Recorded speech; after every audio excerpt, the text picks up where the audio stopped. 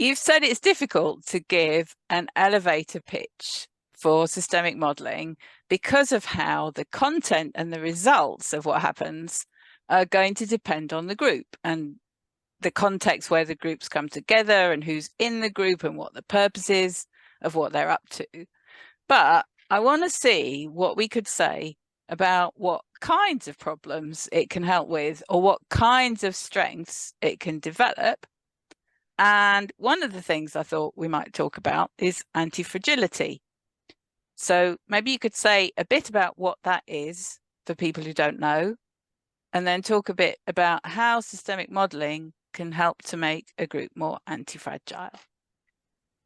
So I'm using some work introduced to me by James Lawley. So it's Nassim Taleb's work about how some interactions are fragile. That is, like a wine glass, they can hold their shape, but if you apply stress to them, they shatter.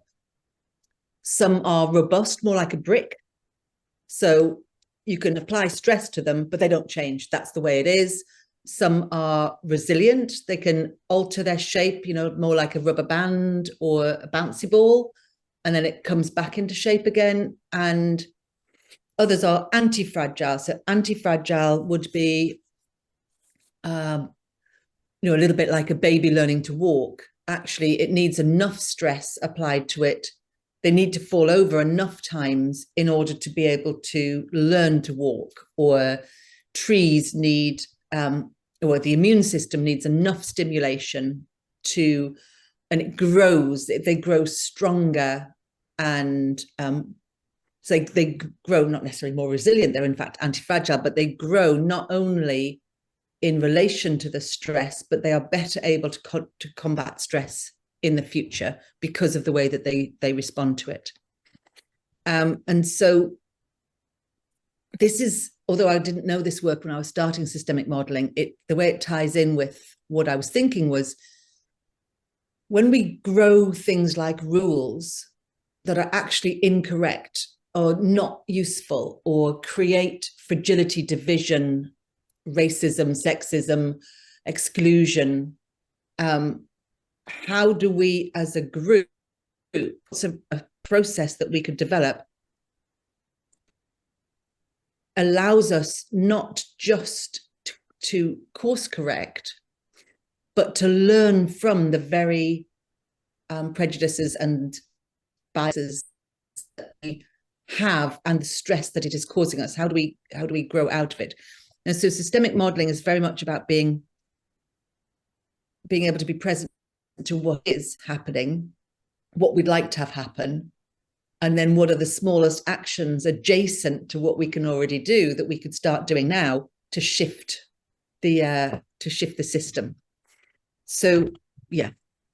So as you can tell, even now, I mean, how many minutes did that take me to tell you? It's very hard to do that in an elevator pitch, because if you are a bunch of children in a school where the school culture is such that you all play guess what's in the teacher's head, then systemic modelling would be modelling with the teachers what would they like to be seeing and hearing the children doing that would be really strong indicators that the children were learning to learn, if that's what they wanted. What would be the, modeling is about what would you see and hear when that's happening? What would you see and hear in the moment? And then backwards, when do they naturally do that? Or how do we create the conditions where they will do that? So we've used it in schools to get the teachers to change their behavior such that the pupils then begin. The teachers ask questions that the children can answer, and the children give answers that they think, not trying to just guess what's in the teacher's head. So that would be one area.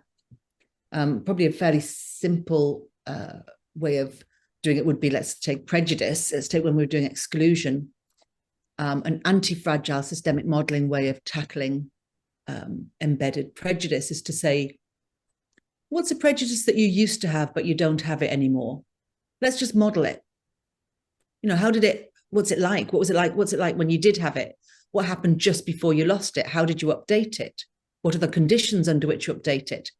And now what you have is you have a group modeling what potentially is a problem state, but in the past, and modeling the natural way that they updated it, then as a group, they can discover what are some of the ways that they update prejudice naturally as a group. Then they can consider, how do we create more of those conditions in our workplace? And now you have an anti-fragile response to prejudice built from the problems that existed in the group. So it's grown out of the group, and it's likely to stick, and they're likely to be bought into it because it isn't coming in externally and shaming them or depleting them for not already knowing how to do something that the company wants them to do. Mm, mm. So they're learning and building forth from what's already in the group. Yes. And so, yeah, so systemic modeling it's a way of modeling the system in such a way that the system can then self-create its own anti-fragile way out of the problem. Mm-mm. So Okay. it takes some agile thinking to think like this. And a lot of my work is helping leaders to think in an anti-fragile way. It's not that I have to do anything. It's helping them to think like this and getting them to go, oh, I see. Okay, I get it. Yeah, right now we're trying to fix something, but we actually haven't even done the thinking yet. And then when we do that thinking, we're like, oh, that's not what needs to be fixed. This, if we change this, that will naturally fall out of it. So it's also going to where the best place in the system to make the smallest changes that you get what you want. Mm-hmm. Right, so that carries on nicely to the second thing I was going to ask, which is more of a practical thing. So obviously, if you go into somebody's workplace to train a whole team in these skills, then the whole team is learning the same skills, same tools and same skills at the same time. But sometimes you just got one person who's interested and they're doing it for their professional development and the rest of the team isn't. Or maybe they think it could benefit their whole team, but one of them is going to come and test it out first. So can you talk a little bit about what use you can make of these skills and tools, even if the other people on your team don't have them? So I'd love to have a really nice, neat answer for this, but actually it's really hard. It's like if you're the only person in your family who's done some personal development, it's really hard. If you're the only person in your business team who knows the difference between speaking in problems and speaking in outcomes, you can become the most responsible adult in the room. And that can send you into drama, into feeling, like a victim or poor me, or persecuting them, or, feeling like you've got to rescue the situation. So what I would say is the most use you can make is when you come and do something like Clean for Teams. Obviously, you can take any of the exercises and you can introduce them, in a thin slice way to your team straight away. But you won't have all the skills to facilitate the group to learn the skills yet. That's the systemic modeling training. What you will be able to do is to reduce your own unnecessary drama and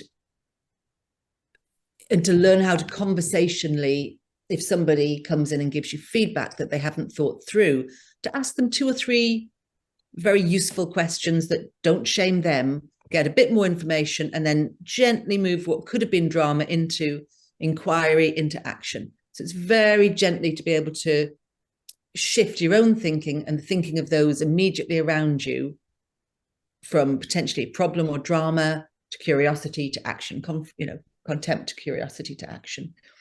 And we've got a really nice clean campus community, because if you're doing that a lot on your own, it's tiring and you need a sense of belonging. So we encourage you to get some peers and do some peer supervision and have a peer network to lean into if the actual people you work with day to day are not already trained in the skills that you're learning.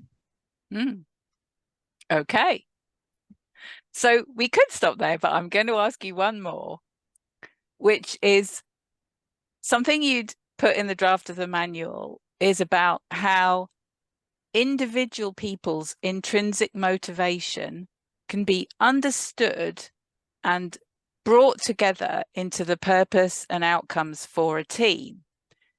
And I think that's quite interesting, because at first glance, some people might be a bit wary of like intrinsic motivation in the context of a team's purpose. Like, wouldn't it perhaps mean that people were pulling in different directions?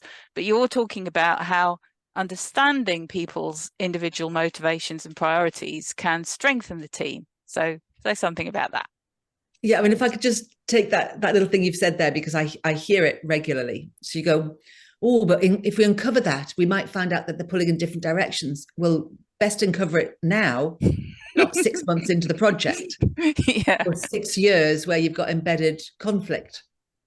So when people do pull in different directions, if it's hidden, then that's likely to cause low-level drama, conflict, the feeling that somebody's not really on your side, as though they are sabotaging things. So when we use the systemic modeling tools and we uncover what's most important to this person. So if this team were working just the way you'd like it to, it'll be like, what if for you it's, I don't know, like if I take Emily and I, for me, when I'm at my best working a team, we're in a mosh pit, and for Emily, she's very carefully placing dominoes in the right places at the right time, and nobody knocks them over until they're all correct. We better know not just that those are our metaphors, but what's motivating Caitlin, what's motivating Emily. Because actually at the level of what's motivating us, when Emily's like, it's to do with efficiency, it's to do with, if I've got them all in the right place, I can whoosh, get things done really easy and replicate them. I'm like, oh, I'm in for that. I wasn't in for careful precision and detail, and that's horrible for me. But that I'm in for. When she finds out, for me, it's to do, again, with efficiency. It's to do with making sure that we get all the connections at once, and we don't make one thing and then find out, this bit over here doesn't fit with it. She's like, oh, I can get that. So then we're saying, if this is what each of us is up for, the way that we go about it is quite different because of our neurodivergence. However, if that's what we're up for, if I just budge a little bit this way, Emily can get her efficiency. And if she budges a little bit that way, I can get my connections. Then we can naturally be ourselves and be a team. So we're harnessing the diversity, not stifling it or cutting off the edges. We're actually harnessing it. Lovely. Do you want to add anything else about, which is kind of maybe similar to the intrinsic motivation thing and similar to the anti-fragility thing, as being a theme that runs through a lot of it? So with all of it, there's the fostering the attitude of curiosity. It's that you go from, I'm uncomfortable, to that's interesting. And to do that, you need enough sense of safety, belonging, and freedom, whether that's in a team, if the whole team is going to be doing it, or even just in your own system. I'm really good at being drama-free in areas where I'm confident, competent, and know who I am. I'm not so good in relationships in my life that I'm unsure about, aspects of my personality that I'm unsure about. So looking at how you can foster a strong sense of safety, a strong sense of belonging, in order to have the freedom to think this way, I think that's important both on an individual and on a team level. So whether you're the leader of your personal team, your internal parts team, or the leader of a real team, I think you need to keep checking, do we have enough safety? Do we have enough belonging? Do we have enough freedom? Because too much belonging, this is who I am, this is my identity, this is how we behave in this team. Too much belonging restricts freedom. Or too much belonging means that if somebody comes in, they don't have safety, because the only way they can fit in is to mask themselves out of being at their best. So keeping a balance on those three criteria, I think, is really important in this work. I don't know if belonging is exactly the right word for it when it becomes stifling, though. But I think I know what you mean, though. That's when it's more the rules side of the belonging component. Yeah, what I'm meaning there is, so if I want to go and meet up with some old friends whom I haven't seen for a long time, or you know, I remember when I had my first daughter, my first child, and I went to a mum's group for just after you've had a baby. And everyone was talking about how awful their births were, how traumatic it had been. And it was really, really clear to me when it came to my turn to speak that I had to make a choice. I could tell them about my birth, or I could continue to belong to the group. But I couldn't do both. The rule in this group, to belong to this group, you needed to talk about the horror of birth. But my birth had been fantastic. It had been brilliant. I'd had a fantastic time. I'd have done it again the next day. It was powerful and interesting, but it was much more like maybe running a marathon. Not that I've never done that, but what I imagine people who like doing such things would say. Exhilarating. And there was no space for me. So that stiflingness was that if I want to belong, I can't share. I have to stifle aspects of myself to belong to this group. Yeah. All right. Anything else? Good chat.